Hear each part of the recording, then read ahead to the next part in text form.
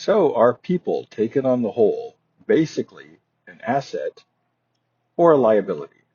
Now, of course, we're all complex. We've got good sides and bad sides, but on balance, do more people mean better things to come, or do less people mean better things to come? I'm coming to you from the beautiful campus of Concordia University here in Irvine, California, where I do some work with the engineering department, which is just starting up, and the computer science department, which I'm just starting work with today. And I just love this place, but I love it more when it's inhabited. It's a little on the sparse side right now because of COVID. It's still got a lot of people here, but the sort of buzz and mix of students and professors is missing because of COVID. People are taking good precautions and all that kind of thing. But I'm here to talk about whether or not people are an asset or a liability. Today's Bible passage is Isaiah 45, verse 18. And it talks about how God says, hey, I'm the person who created Shemayim, the heavens, and Haaretz, the earth, and I established these things. And I did not do them. Tohu is the Hebrew word, the void, the chaos. I didn't do it so that things would just randomly go on. I did it so that they would be inhabited by people, tented, literally. The whole creation was basically made for us. And so it's very important that we take good care of it, that we are good stewards of creation because we have that sort of management task here. We are the gardeners, after all. That was our original occupation in the Garden of Eden. That's what the Lord made us to do, to care for the earth and to garden it and to bring forth productivity. And there has been a lot of talk lately about how people are a liability. And behind the abortion argument and behind the argument for climate, it's the idea that somehow overpopulation is causing problems. And if there were just less people, things would go better. And if we just had less immigrants, things would go better. There'd be more for the rest of us. But the truth is, human beings are an economic, spiritual, and social asset.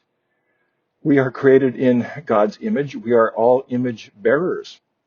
And the earth is nowhere near overpopulated. In fact, economically speaking, the biggest problem in my children's and grandchildren's and great-grandchildren's generation will be too few children to pay for all of the retired people that are no longer working. You can't have one young worker paying for his or her family and also a couple of retired families.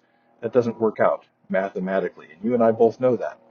And the countries with the lowest birth rate right now are in the biggest trouble long-term economically.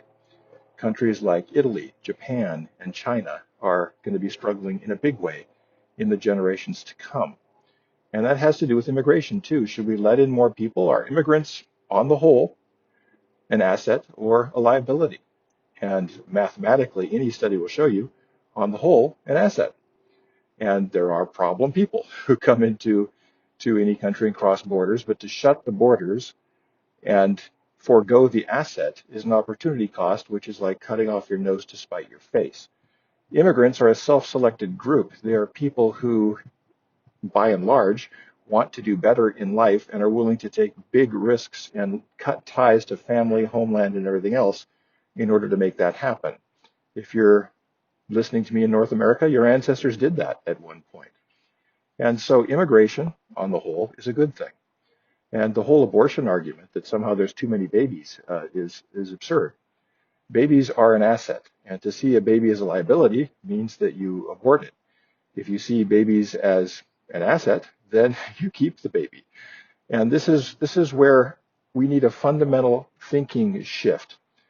Because the Lord says here in this really key verse, I made this world to be inhabited. And you might say, well, this world doesn't matter. It's just a speck in the universe.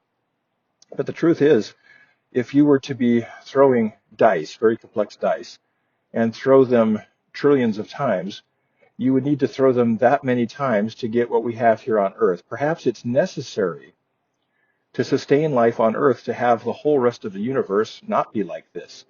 This is such an exception to the laws of chance that your consciousness is listening to my consciousness, that we are able to be like God in the sense that we are creative beings, that we are aware of what's going on, that we are part of what is happening. God created us to inhabit the earth, not as playthings, not as robots, not as toys, not as something to entertain him, but something to partner with him, to bring forth the best of this world. For this world is the most beautiful place in the universe, and the whole universe, I believe, was necessary to bring this world forth. So let's appreciate it.